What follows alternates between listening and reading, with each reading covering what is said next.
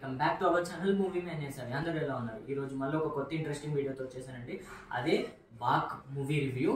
So ఈ movie చూడొచ్చా చూడకూడదా, ఇది ఒక ఓటీటీ మూవీయా లేకపోతే మీ టికెట్ విల్ బి వర్తియా కాదా అని కంప్లీట్గా ఈ వీడియోలో డిస్కస్ చేసుకుందామండి.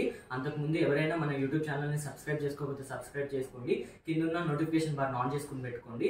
సో ఈ మూవీ విషయానికి వచ్చేస్తే బాక్ అనేది ఒక దుష్ట శక్తి అండి. సో అదే వీళ్ళు టైటిల్గా పెట్టేసుకున్నారు. సో టైటిల్ కూడా కొంచెం డిఫరెంట్గా అనిపించింది నాకు, బాక్ అనేది.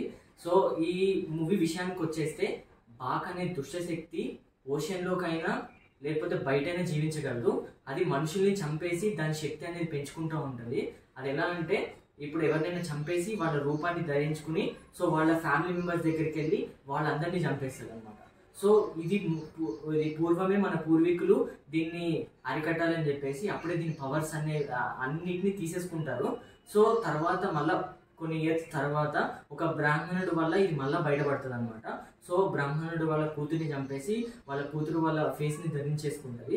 సో ఆ తర్వాత ఏం జరిగింది, తర్వాత మన హీరో సుందరు, తమన్నా, రాశికన్నా ఈ బాక్తో ఎలా సంబంధం ఏంటి దీనికి వీళ్ళకి, తర్వాత అసలు ఏం జరిగింది అనేది ఈ మూవీ కాన్సెప్ట్ అండి.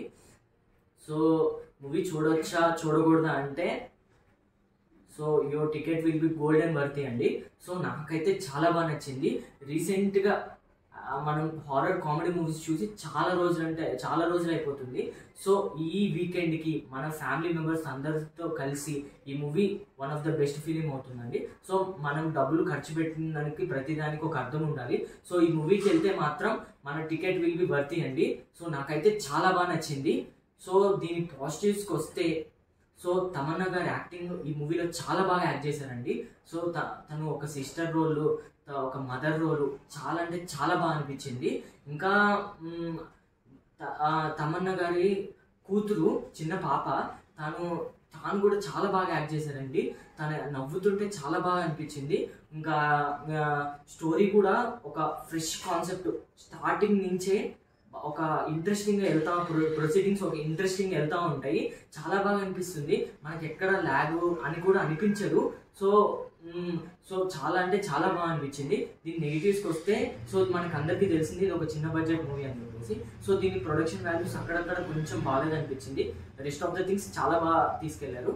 ఇంకా అక్కడక్కడ కొన్ని సీన్స్లో కొంచెం ల్యాగ్ అయింది అనిపించింది. ఇంకా యాక్టింగ్స్ విషయానికి వచ్చేస్తే చెప్పినట్టే తమన్నా గారి యాక్టింగ్ చాలా బాగుంది. ఇంకా హీరో సుందర్ గారి యాక్టింగ్ కొంచెం ఆర్టిఫిషియల్గా అనిపించింది. అలాగే ఈ రాశికన్నా గారి యాక్టింగ్ ఏదో పెట్టుకున్నాము అన్నట్టే ఉంది తప్ప తనకంత రోల్ ఇవ్వలేదు ఈ మూవీలో. సో ఈ మూవీకి నేను ఇచ్చే రేటింగ్ అయితే 3/5 అండి. నాకైతే చాలా బాగా నచ్చింది. ఈ వీకెండ్లో ఎవరైనా ఒక మంచి మూవీ చూద్దాం అనుకుంటే ఈ మూవీని అయితే మాత్రం మిస్ అవ్వకండి. సో ఇది ఒక బెస్ట్ మూవీ అవుతుంది. సో ఎవరైనా మన యూట్యూబ్ ఛానల్ని సబ్స్క్రైబ్ చేసుకోకపోతే సబ్స్క్రైబ్ చేసుకోండి.